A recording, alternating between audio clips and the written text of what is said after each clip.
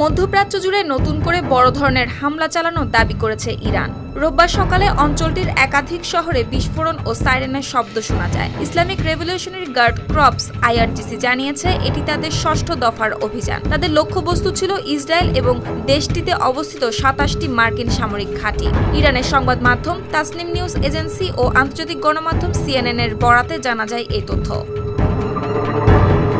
Israel জুড়ে হঠাৎ করে সাইরেনের তীব্র শব্দে কেঁপে ওঠে আকাশ।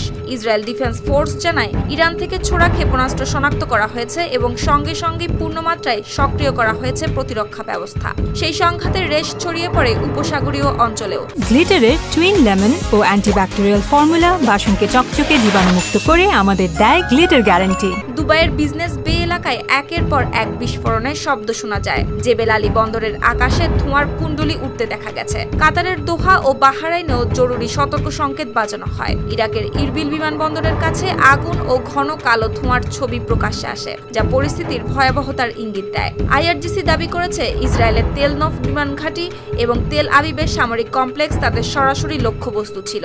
তারা স্পষ্ট ভাষায় জানায় এটি কেবল শুরু, সামনে আরও কঠোর ও ভিন্ন মাত্রার পদক্ষেপ নেওয়া হবে। শুক্তি রায়, RTV।